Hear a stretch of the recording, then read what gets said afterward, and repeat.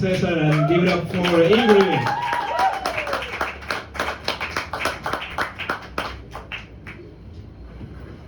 Hey everybody, what's up? So whenever they kept asking like, oh, who here speaks Spanish as their first language? I didn't raise my hand. And then when they were like, who speaks English as their first language? I also didn't raise my hand.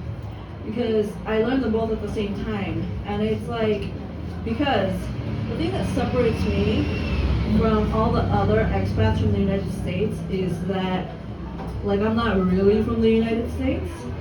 I'm from a place that most white people, like, they don't know where the fuck it is. But the good thing about Argentina is Argentinian people don't know where it is either. Because I was born in El Salvador, okay? And yeah, does anybody here actually know where that is? Okay, you know, but you're a teacher. You probably texted your students, they cheated, somebody sent you the GPS coordinates. You have a friend, there you go, see that is cheating. But yeah, that's why I didn't raise my hand. So I guess one thing you should know about me, that's super fun, but not really. I didn't start doing comedy until I was 34 years old. And I think that speaks to my perseverance, my discipline, and my procrastination. When you start doing comedy at the age of 34 years old, this is what happens. Your first gray hair probably came in that same week. That's what happened to me. And when I looked at that gray hair in the mirror, I thought, okay, I am not doing these beauty standards. I am going to accept this. I'm not going to dye my hair. So I didn't. Instead, I looked at the black permanent marker in my pencil box.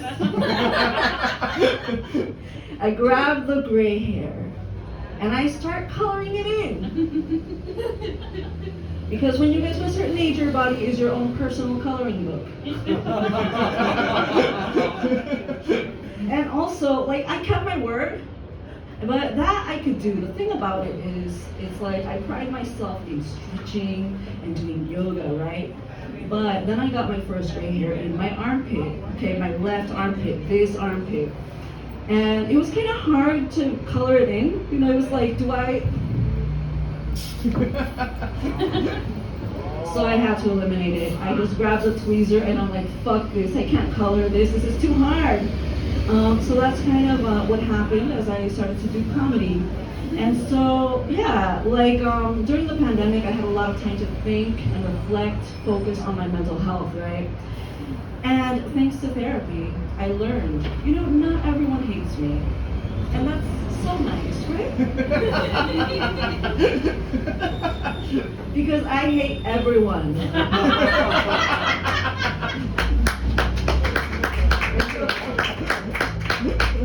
Just look at the news, okay? Look around you. How could you not hate everyone? Have you no morals? You know, it's just, I'm from the US, so the news we're getting over there is pretty rough, and so I hate everyone there, man. And I came to Argentina. This is my round 2. I've actually, I've lived here before for 5 years. Came back because I'm a total 100% masochist. You know, but I mean, not to knock on Argentina. There's a lot of great things about it. Inflation is not one of them. In the US, when we want to do small talk, we're like, yo, dude, how's the weather? You know, as if the sun isn't right there. Or like the rain isn't right there on our faces. But in Argentina, it's like, yo, how's the inflation treating you?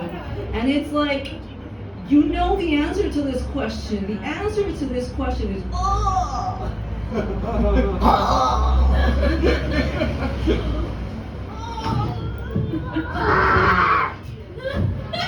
That is how the inflation is treating us. And the thing about it is, you know, with the pandemic, we were all on lockdown, and I actually was living in a small town in Mississippi.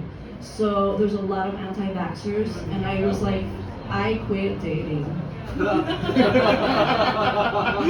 I just quit because it's like, okay, I have to find someone who uses a condom. That's not the way things roll over there. Someone who isn't racist.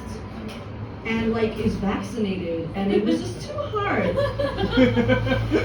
So I realized like not dating, at least when I was there, it was great. I saved so much money. No one tells you dating is expensive as shit, you know?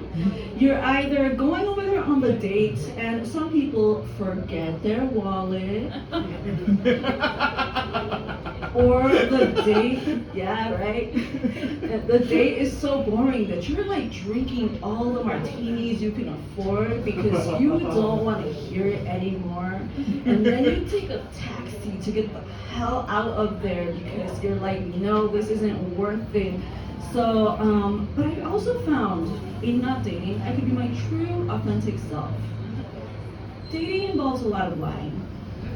Lying to yourself, lying about that book you haven't read, lying about the fact that you've seen that show on Netflix. But then if it works out, some more lies. One particular lie that I enjoy not telling is the person that I'm dating, right? Some people, they get comfortable. They put on their jeans in front of you, and they ask you that question. Is my butt too big for these jeans? Now here's the thing about it. Everyone who asks you if my butt is too big for these jeans, they have no butt.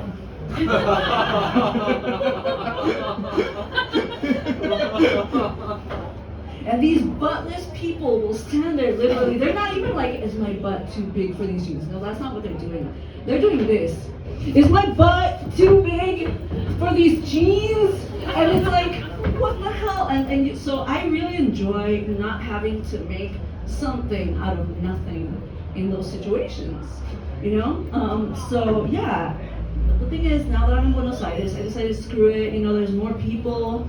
I don't know if they're going to try to be nice to me because they think, oh, you're an American with money, or I don't know if they're going to be racist because they're going to look at me and be like, oh, no, she's brown, she's too dark for me.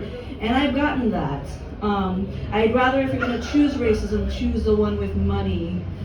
Just, you know, you have your options. But the thing about it is, you get on these dating apps and I'm out of practice. It's like, you don't just want to text, hey. That's bullshit. No one knows what to say to hey. You don't want to text just like good morning or good night. That's still bullshit, and it's kind of needy, and it's like you're at school. Good morning, professor. No.